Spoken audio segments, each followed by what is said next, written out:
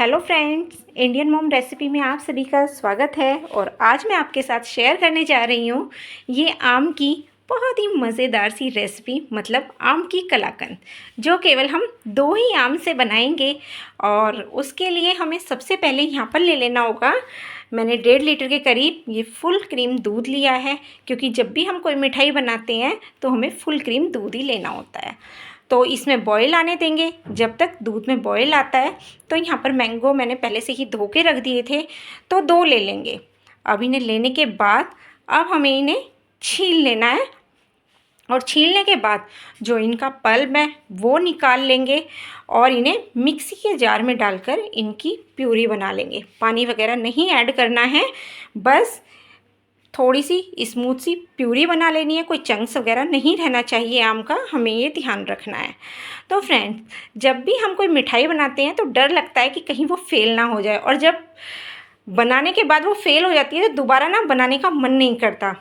पर अगर आप इस रेसिपी को मेरे तरीके से बनाएंगे तो आपके ये फेल होने के कोई भी चांस नहीं रहेगा। सच में आप एक बार में ही बिल्कुल परफेक्ट तरीके से ये मैंगो की कलाकंद आप बना सकते हैं। तो चलिए, यहाँ बात करते हुए यहाँ पर मैंगो की प्यूरी भी बन चुकी है, तो इसे मेज़र कर लेते हैं कि कितनी बनी है, क्योंकि आगे हम इसी के अकॉर्डिंग हमें चीज़ें डालनी हैं। तो यहाँ पर ये मैंगो प्यूरी बन गई है करीब 1 कप के करीब। तो ये देख लीजिए, यहाँ पर पूरी ये 1 कप के करीब बन चुकी है। तो चलिए दूध देख लेते हैं, दूध में भी बॉईल आ चुका है। तो यहाँ पर क्या करना है, अब गैस का फ्लेम बंद कर देंगे और अब वापस से लेंगे एक बाउल और उसमें डाल देंगे 2 स्पून वाइट विनेगर। ये लीजिए, जितना विनेगर डाला है उससे डबल हमें यहाँ पर डाल देना है पानी। पानी ऐड कर दिया है और अब यहाँ पर दूध को लेंगे, और जो हमने ये पानी बनाया है विनेगर वाला, इसे थोड़ा थोड़ा सा करके हमें दूध में डालते जाना है और दूध को चलाते रहना है।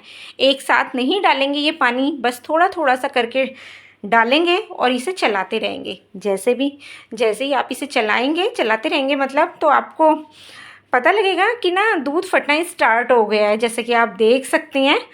तो बस थोड़ा थोड़ा सा डालेंगे और जब दूध पूरी तरीके से फट जाएगा तो ना आपको ये पानी और नहीं डालना है। तो ये देखिए, दूध ना अच्छी तरीके से फट गया है, पानी एकदम से ऊपर आ गया है और ये जो छेना है ये इकट्ठा हो गया, मतलब एक तरफ हो गया है। तो यहाँ पर ये पानी बच गया है। बस अब हम यहाँ पर ये नहीं डालेंगे। अब हमें एक छलनी ले लेनी है, क्योंकि हमें इसे छानना है। और इस छलनी में हमें इसे, अगर आपके पास छलनी नहीं है तो आप किसी कॉटन के कपड़े में भी इसे छान सकते हैं। तो ये लीजिए, यहाँ पर इसका पानी निकाल दिया है और निकालने के बाद अब हमें इसे धो लेना है। ये लीजिए, साफ़ पानी डालेंगे, ठंडा पानी, और इसे धो लेंगे। और धोने के बाद अब मैंने रख दिया है इसको साइड में, इस छलनी में ही रख देंगे ताकि जो एक्स्ट्रा का पानी है निकल जाएगा। बस दबाना वगैरह आपको कुछ नहीं है, बस 5 मिनट के लिए इसी तरीके से छोड़ देना है। अब जिस भी बर्तन में, कढ़ाई में, पैन में आपको ये कलाकंद बनानी हो उसे लीजिए और उसमें ये छेना डाल दीजिए। तो देखिए, ये हमने घर पे बनाया तो ज़्यादा हमें कोई भी परेशानी होगी नहीं, क्योंकि ये खुद ही क्रम्बल हो रहा है। तो मैंने यहाँ पर इसे अच्छे से क्रम्बल कर लिया है। आपको इसका सारा पानी नहीं निकालना है, ऐसा नहीं करना है कि सारा पानी आप निकाल देंगे तो इसका मॉइस्चर ख़त्म हो जाएगा, वो नहीं करना है। बस छलनी में इसी तरीके से छोड़ देना है 5 मिनट के लिए। जो पानी निकलना होगा वो खुद से निकल जाएगा। अब इसके बाद अब जो प्यूरी बनाई थी हमने आम की, वो भी हम इसमें ऐड कर देंगे। और अब हमें इस स्टेज पे गैस का फ्लेम ऑन करना है। अभी तक मैंने गैस का फ्लेम ऑन नहीं किया था, और गैस को लो टू मीडियम रखना है, हाई नहीं करेंगे। और बस अब हमें इन्हें दोनों ही चीज़ों को अच्छी तरीके से मिला लेना है और कुक करते हुए जाना है। तो ये लीजिए, अब इसी तरीके से हम लगातार इसे चलाते रहेंगे और इसे कुक करेंगे। इस मिठाई को बनाने में ज़्यादा समय नहीं लगता है, केवल 10 से 12 मिनट लगेंगे। अगर आप मार्केट वाला पनीर यूज़ कर रहे हैं तो उसे पहले आपको ग्रेट कर लेना है। ये घर का था तो इस वजह से हमें ज़्यादा इसे ग्रेट करने की ज़रूरत, क्योंकि छेना था तो हमने फटाफट से इसको बना लिया। मार्केट वाले पनीर का इस्तेमाल कर रहे हैं तो उसे एक बार ग्रेट कर लीजिएगा। इसके बाद अब हमें यहाँ पर डाल देनी है चीनी। तो यहाँ पर चीनी आप अपने टेस्ट के अकॉर्डिंग डाल सकते हैं। मैंने 50 ग्राम के करीब डाली है, क्योंकि जो मिठाई वगैरह होती हैं तो उनमें मीठा थोड़ा सा मतलब आप समझ सकते हैं कि थोड़ा सा तेज़ ही अच्छा लगता है। अगर ज़रा सा भी कम हो जाएगा तो ना मिठाई में वो टेस्ट नहीं आता है, कि मतलब कि अगर चीनी कम रह गई है तो कि मतलब टेस्ट आएगा, फिर वो टेस्टलेस हो जाती है, मतलब बिल्कुल भी स्वाद नहीं आता है। तो चलिए, यहाँ पर चीनी तो डल चुकी है। इसके बाद हमें एक चीज़ और यहाँ पर ऐड करनी है, वो है मिल्क पाउडर। तो जितनी हमने चीनी ली थी उतना ही हमने यहाँ पर मिल्क पाउडर लिया है।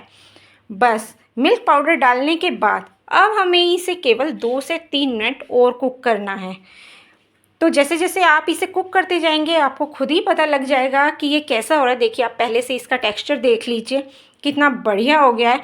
मतलब 1 मिनट और कुक करना है, इससे ज़्यादा नहीं करेंगे, आपको पता लग जाएगा। मैं दिखाती हूँ, देखिए ये पैन को छोड़ना ही स्टार्ट कर देगा। बस इससे ज़्यादा ओवर कुक हम इसे नहीं करेंगे, क्योंकि कलाकंद बना रहे हैं तो वो काफ़ी सॉफ्ट होती हैं। अगर आप इसे ज़्यादा कुक कर देंगे तो ये बर्फ़ी की तरह हो जाएगा, मतलब जैसे हम बर्फ़ी बनाते हैं ना उस तरीके का ये हार्ड हो जाएगा। तो बस जब ये पैन को छोड़ने लगे उसके बाद यहाँ पर मैंने ये केक टिन ले लिया है और इसमें मैंने लगा दिया एक बाउल, वो बटर पेपर, सॉरी, एक बटर पेपर डाल दिया है और उसमें डाल देंगे ये सारा कलाकंद का बैटर। आप थाली में भी इसे जमा सकते हैं, किसी भी मतलब प्लेट, थाली, आप किसी में भी इसे जमा सकते हैं। मैंने यहाँ पर इसमें जमा दिया है और इसे सेट होने के लिए रख देंगे और इसके बाद इसके ऊपर डाल देंगे हम थोड़े से पिस्ता। आप अगर पिस्ता नहीं डालना चाहते हैं तो आप इसे ऐसे भी छोड़ सकते हैं। तो बस ये तो मैंने इसलिए डाल दिए हैं ताकि ये देखने में थोड़ी सी अच्छी लगे। अब ये जो कलाकंद होती हैं ये थोड़ा सा ना सेट होने में टाइम लेती हैं, तो उसके लिए हमें इन्हें यहाँ पर छोड़ना पड़ेगा कम से कम 5 से 7 घंटे। तो आप मान के चलिए, ये मैंने 11-12 बजे के करीब बनाई थी दिन में, और ये अब मैं आपको दिखाऊंगी कि मैंने इन्हें कब काटा है। तो मैंने ये रख दिए सेट करने के लिए, कवर करके रख देंगे। और अब यहाँ पर करीब 6 बजे हैं, तो उस टाइम के करीब मैं आपको दिखा रही हूँ। तो हो गए हैं ना, 6 से 7 घंटे हो गए हैं, तो काफ़ी टाइम लेती हैं ये सेट होने में। तो अब ये अच्छे से सेट हो गई है।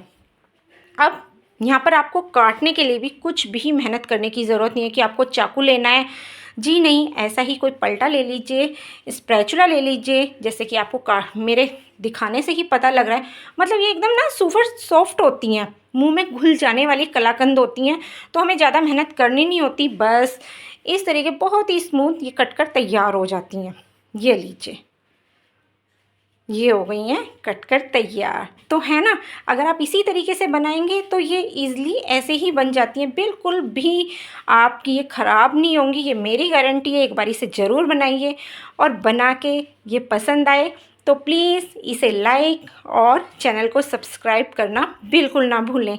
और एक बार तो गर्मियों का सीज़न है, ये आम की ये रेसिपी जो है, कलाकंद जो है, इन्हें ज़रूर से बनाइए, मतलब कि ये आपकी फेवरेट हो जाएंगी।